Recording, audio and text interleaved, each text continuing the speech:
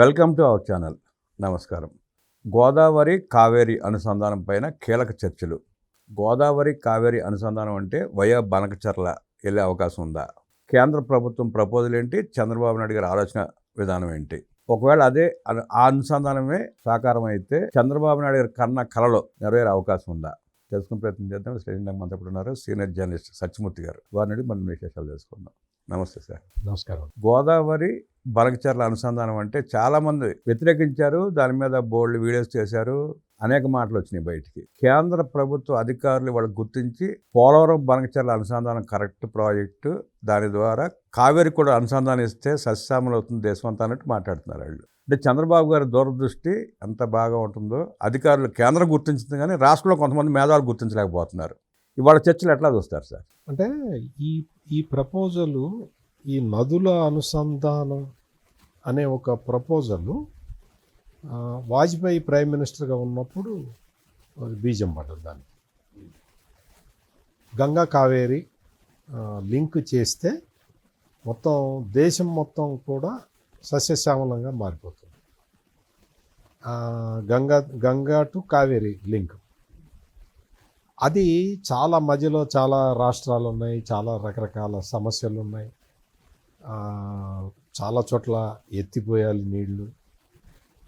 కొన్ని నదుల్లోనేమో తక్కువ వాటర్ ఉన్నాయి, కొన్ని నదుల్లో ఎక్సెస్ వాటర్ ఉన్నాయి. తక్కువ వాటర్ ఉన్న రాష్ట్రాలేమో ఈ ప్రాజెక్టు ఓకే అంటాయి. ఎక్కువ వాటర్ ఉన్న స్టేట్లేమో ఇది మాకు నష్టము, దీన్ని మీరు ముందుకు తీసుకెళ్ళడానికి వీల్లేదు అంటాయి. ఇంకొక ఇదేంటి అంటే ఓన్లీ టెక్నికల్ రిపోర్ట్లు తీసుకొని మీరు అనుసంధానం చేసుకుంటూ వెళ్ళొచ్చు. ఇందులో కేవలం టెక్నికాలిటీస్ ప్రకారం వెళ్తే యాక్సెప్ట్ చేయరు. పొలిటికల్ విల్ ఉండాలి, పొలిటికల్ యాక్సెప్టెన్స్ ఉండాలి. పొలిటికల్ యాక్సెప్టెన్స్ ఉండటం అనేది కష్టసాధ్యమైన విషయం ప్రస్తుతం మన దేశంలో. ఇది జరుగుతుంది. అందుకని ఈ రివర్ లింకింగ్ ప్రాజెక్ట్ అనేది ఎక్కడికక్కడ ఆగిపోవటానికి కారణం ఇది. పొలిటికల్ విల్లు ఎవడి పాలిటిక్స్ వాడివి. ఈ రీజనల్ పార్టీస్ మేము ఆ రాష్ట్రానికి ఇస్తే ఈ రాష్ట్రానికి ఓట్లు పోతాయి, ఇక్కడ మాకు ఓట్లు పోతాయని, వాళ్ళకి ఇస్తే ఇక్కడ పోతాయని, వీళ్ళకి ఇస్తే అక్కడ పోతాయి. ఇదే గోల తప్ప, అంటే ఎలక్షన్ బేస్డ్ ఆలోచనలలో ఉంటారు తప్ప మేము ఫర్ ఎ కామన్ పర్పస్ కొంత వాటర్ లూజ్ అయినా కానీ వచ్చే వాటర్ని సేవ్ చేసుకుందాము అన్న ఆలోచన ఈ రాజకీయ నాయకులకి లేదు. ఇవాళ జరిగిన అంటే ఇనిషియేట్ అయిన ఈ ఆర్గ్యుమెంట్లలో కేంద్రం సంబంధించిన ఒక ఆఫీసరు మామూలుగా ఈ గోదావరి కావేరి లింకేజీలో వయా కృష్ణా నది ఉంటుంది. ఒరిజినల్గా గోదావరి కావేరి లింకు నాగార్జున సాగర్ నుంచి ఉండేది ఒరిజినల్ ప్లాన్. దాని తర్వాత ఏంటి అంటే దాన్ని తీసుకొచ్చి Srisailam is a balancing reservoir. అందుకని శ్రీశైలం ఒక దాన్ని అడ్డాగా చేసుకొని గోదావరి కావేరి లింక్ అని తర్వాత ఇంకొక ప్రపోజల్ వచ్చి ఇప్పుడు లేటెస్ట్ ప్రపోజల్ అదే అనమాట. శ్రీశైలంలో తీసుకొచ్చి గోదావరి నీళ్లు పోస్తే మహారాష్ట్ర వాటా అడుగుతుంది, కృష్ణా నదీ జలాల వాటా మహారాష్ట్ర అడుగుతుంది అని చెప్పి ఒక ఆఫీసర్ అంటే చంద్రబాబు నాయుడు ఏమన్నాడు అంటే సముద్రంలో కలిసే నీళ్ళని వాళ్ళు వాటా అడిగితే ఇవ్వటంలో తప్పేంటి అని అడిగారు. అంటే ఈ రోజున చంద్రబాబు నాయుడు ఒక స్టేట్స్మెన్ లాగా ఆలోచించి మహారాష్ట్ర కనుక ఎక్కువ వాటా అడిగితే ఇవ్వటానికి మేము రెడీ అని అన్న డైలాగు చంద్రబాబు నాయుడు చెప్పటం అనేది నిజంగా ఈ ప్రాంతీయ పార్టీలకి అధ్యక్షులుగా ఉండి కేవలం ఓట్ల రాజకీయాలు చేసే ఈ లీడర్లందరూ కూడా ఆయన చూసి నేర్చుకోవాల్సిన అవసరం ఉంది. గోదావరి జలాలు 3,000-4,000 శతకోటి గణపటడుగుల నీళ్లు సముద్రంలో కలిసిపోతున్న ఈ తరుణంలో మహారాష్ట్ర వాటా అడిగితే ఇవ్వటానికి నష్టం ఏంటి, ఇబ్బంది ఏంటి? ఇప్పుడు కృష్ణా నది మొత్తం ఎక్స్ప్లాయిట్ అయిన నది.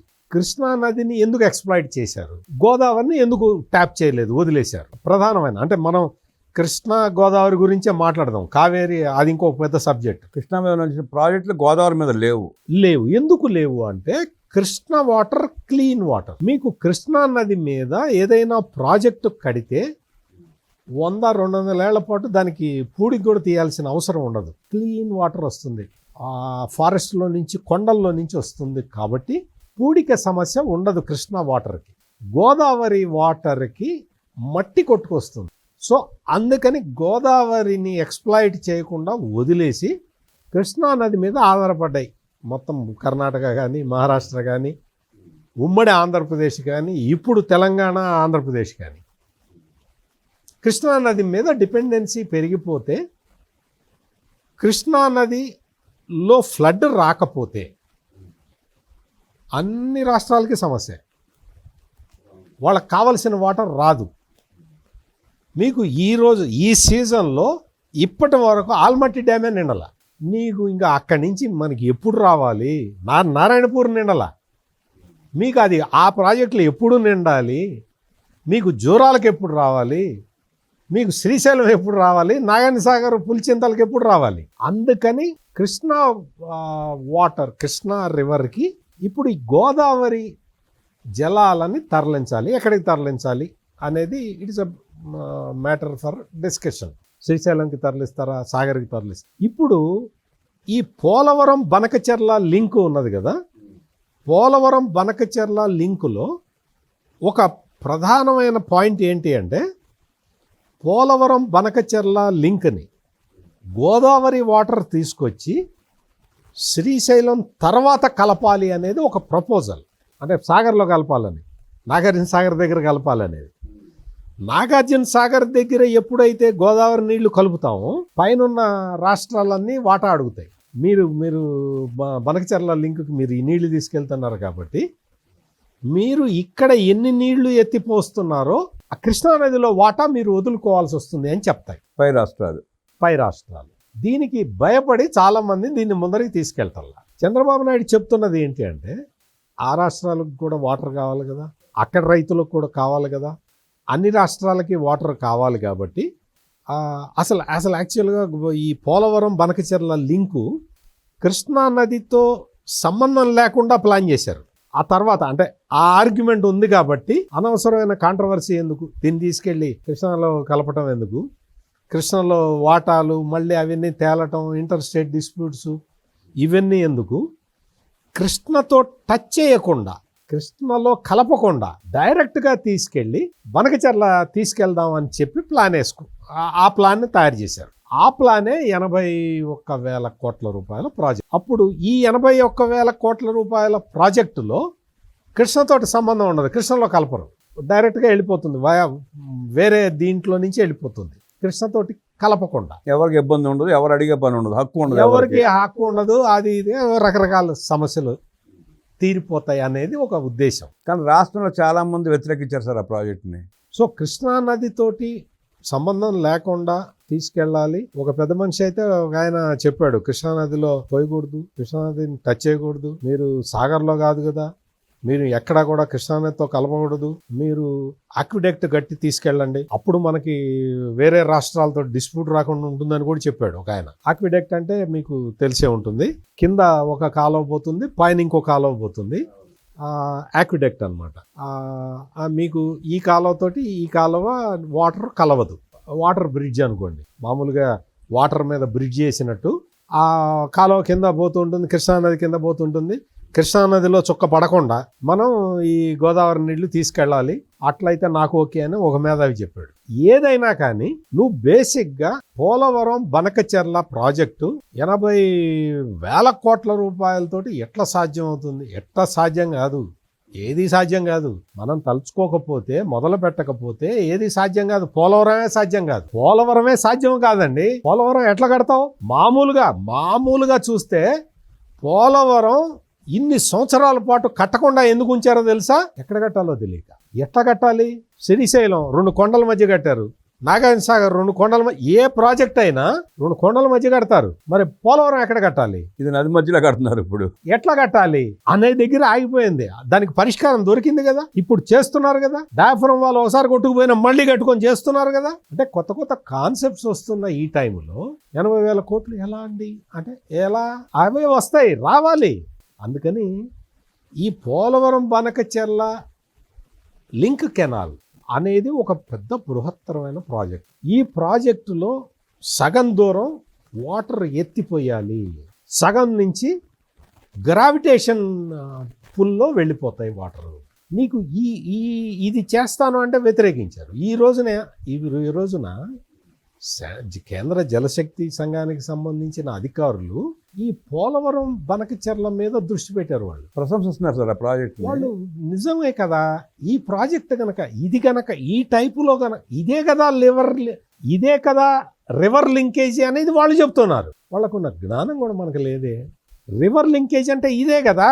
ఈ రోజున గతంలో చంద్రబాబు నాయుడు కట్టిన పట్టిసీమ నుంచి నీళ్లు ఎత్తిపోస్తూ ఉంటే ఎక్కడికి పోతున్నాయి? అవి కృష్ణా డెల్టాకి పోతున్నాయి. ప్రకాశం జిల్లా పోతున్నాయి. కృష్ణా డెల్టాకి మరి గోదావరి నీళ్ళు ఎట్లా ఇస్తావు? మరి గోదావరి డెల్టా రైతులు నువ్వు ఇవ్వటానికి వీలు లేదు అనాలి కదా.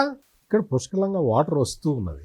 వచ్చిన వాటర్ని లిఫ్ట్ చేస్తున్నారు. పట్టిసీమ కాలువని తీసుకెళ్ళి కృష్ణ కాలువ కలిపితే కాలువలకే కలిపింది. నేను నదులు కలిపానని చెప్పను, కానీ కాలువలు కలిపి నదుల అనుసంధానం అంటే ఇదేనయా అని ఆ రోజున చంద్రబాబు నాయుడు చెబితే నవ్వారు. ఆయన సింపుల్గా చేసి చూపించాడు. Pattiseema is nothing but linkage of Godavari and Krishna. నదులు కలపలేదు, డెల్టాని సేవ్ చేశాడు. It is one way, it is river linkage. అదేవిధంగా ఈ రోజున పోలవరం బనకచెర్లకు కూడా రివర్ లింకింగ్. బనకచెర్ల ఎక్కడ ఉన్న కృష్ణా నది దానికి సంబంధించిన కాలువలు కదా, మరి అక్కడికి తీసుకెళ్ళి కలుపుతున్నాం కదా. మరి దాని అర్థం ఏంటి?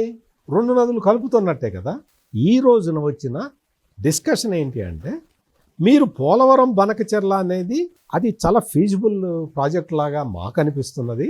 మనం ఒక పని చేద్దాము, దీన్ని ఇంకా ఎక్స్టెండ్ చేసుకొని కావేరీ గోదావరి కలిపితే ఎట్లా ఉంటుంది అని చెప్పి ఒక ఆలోచన.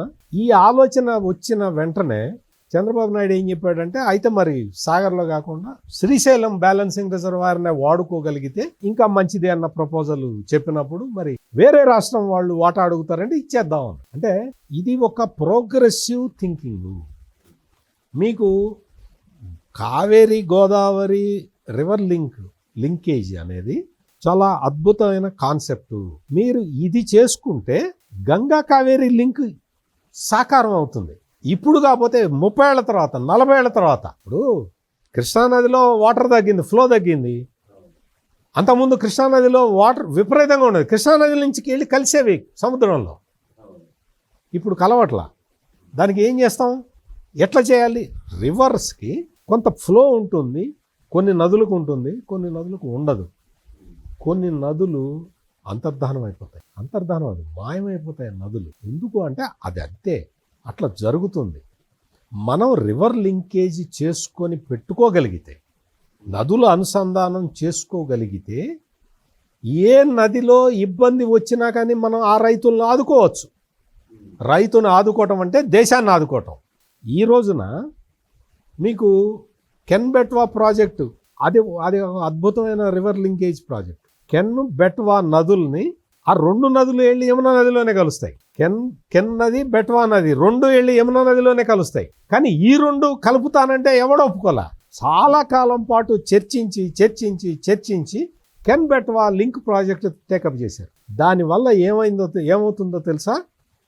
బుందేల్ఖండ్ అనే ఒక మొత్తం డ్రైల్యాండ్, అసలు భారతదేశంలో అతి దుర్భిక్ష ప్రాంతం ఏది అంటే బుందేల్ఖండ్ అని చెప్పాలి. అటువంటి బుందేల్ఖండ్కి నీళ్లు ఇస్తున్నారు కెన్ బెట్వా నదుల్ని కలపటం ద్వారా. మొత్తం రాష్ట్రం వాటర్ వస్తుంది. మొత్తం బుందేల్ఖండ్ ఏరియా మొత్తం కూడా సస్యశ్యామలం కాబోతూ ఉన్నది. ఇది కదా మనం కోరుకోవాల్సింది. ఈ రోజున కృష్ణానదిలో వాటర్ తగ్గిపోతూ ఉంటే గోదావరిలో ఉన్న ఎక్సెస్ వాటర్ని తీసుకొచ్చి అందులో పోసుకుంటామంటే అభ్యంతరం ఎందుకు చెప్పాలి? ఇవన్నీ కూడా మొత్తం ఈ కేసీఆర్కి, కేటీఆర్కి వీళ్ళకి కూడా చెప్పాలి. ఎందుకు అంటే చంద్రబాబు నాయుడు ఎట్లా ఆలోచిస్తున్నాడో ఒక్కసారి గమనించండి. తుచ్చమైన రాజకీయాలు, ఓట్లు పోతాయన్న భయము, ప్రజలతో ప్రాంతీయ సెంటిమెంట్లతో రెచ్చగొట్టి రాజకీయం చేసే కాలం చెల్లింది అని గమనించండి. మీరు ఇప్పటికైనా ఎవరైనా సరే, నేను I'm not telling only about ఈ కేసీఆర్ వీళ్ళ ఈ బీఆర్ఎస్ గురించి కాదు. ప్రతి లీడరు కూడా నదుల అనుసంధానం గురించి ఆలోచించాలి. ఎవరైనా అటువంటి ప్రాజెక్టులు తీసుకొస్తే అటువంటి ప్రాజెక్టులు ప్రపోజ్ చేస్తే పక్క రాష్ట్రం కూడా సానుకూలంగా అర్థం చేసుకోవాలి, సహకరించాలి, ఆలోచించాలి. మీరు అట్లా ఆలోచించగలిగితేనే దేశం ముందరికెళ్తుంది. మీ ప్రాంతీయ విభేదాలు రెచ్చగొట్టి కాలం గడుపుదాం అనుకునే వాళ్ళు భవిష్యత్తులో కనుమరుగు కాక తప్పదు. ఇప్పుడు కాళేశ్వరం కట్టారు సార్ ఇక్కడ గోదావరి మీద వాళ్ళు. కిందకి వెళ్లకుండా ఆపడం కోసం కాళేశ్వరాన్ని అన్ని రకాలుగా డిజైన్ చేసుకుంటూ వచ్చారని చెప్పి ప్రచారం జరుగుతూ ఉంది. ఇప్పుడు అదే కింద రాష్ట్రాలతో కలిసి ప్రాజెక్ట్ డిజైన్ చేసుకుంటే ఈ చెప్పులు ఉండే కాదుగా. ఉండదు. ఇప్పుడు గోదావరి నదిలో ప్రాణహిత కలిసిన తర్వాతే ఫ్లడ్ స్టార్ట్ అవుతుంది. నువ్వు ప్రాణహిత కలిసిన తర్వాత నువ్వు ప్రాజెక్టు కట్టుకున్నావు, ఎవరు అభ్యంతరం చెప్పలేదు. కాళేశ్వరం ప్రాజెక్టు గోదావరిలో ప్రాణహిత కలిసిన తర్వాత కట్టిన ప్రాజెక్టు, ఎవ్వరు అభ్యంతరం చెప్పలేదు. ఇప్పుడు పోలవరం ఎక్కడ కడుతున్నారు? ఈ గోదావరి ఉపనదులు అన్నీ కలిసి మొత్తం తెలంగాణ భూభాగం దాటిన తర్వాత ఫ్లడ్ ఎక్కువ అవుతుంది గోదావరి. ఆ ఫ్లడ్ ఆధారంగా కడుతున్నారు. ఉగ్రరూపం దాల్చేది అక్కడి నుంచి. నీకు అంటే ఏంటి? అప్పటికి తెలంగాణ భూభాగం ఎడ్జికి వచ్చేస్తుంది. నీకు ఇంకా ఆ నీళ్లు తెలంగాణకు ఉపయోగపడే అవకాశం లేదు. తెలంగాణకి అవసరం ఉంది, అవకాశం లేదు. ఆ నీళ్ళని అక్కడ ఆపుకొని అక్కడి నుంచి ఎక్కడికి తీసుకెళ్తే నీకెందుకు? అక్కడి నుంచి బనకచెర్ల తీసుకెళ్తున్నారు. What is your problem? ఎవరికి ఇబ్బంది లేదు, అబ్జెక్షన్ చెప్పాల్సిన అవసరం కూడా లేదు. నువ్వు ఎన్ని ప్రాజెక్టులు కట్టుకుంటావో ఎగువన అన్ని ప్రాజెక్టులు కట్టుకో, ఎవడు అభ్యంతరం సార్. వ్యతిరేకించే మేధావులు కూడా హైదరాబాద్లో తాగునీటి కోసం వేల కోట్ల రూపాయలు ఖర్చు పెడుతున్నారు. బెంగళూరు అదే పరిస్థితి, చెన్నై అదే పరిస్థితి. వాటిని దృష్టిలో పెట్టుకోకుండా 80,000 కోట్లు అవుతుంది, 60,000 కోట్లు అవుతుందని చెప్పి మాట్లాడటంలో అర్థం ఏమైనా ఉందంటారా? అస్సలు నేను అదే చెప్తున్నా కదా. ఇదేమో 50 లక్షల మందికి పనికి వచ్చే పని. ఇది హైదరాబాద్ నీళ్ళు తీసుకోవడం అనేది, ఆ బనకచెర్ల అనేది కోట్ల మందికి ప్రయోజనాలు కలిగే పని. భవిష్యత్ అదే, ఫ్యూచర్ అది. నీకు ఒక కాంట్రాక్టర్ డిజైన్ చేసి ఇచ్చాడు, కాంట్రాక్టర్ డిజైన్ చేసిస్తే ఓకే అవుతుందండి? ఎట్లా అవుతుంది?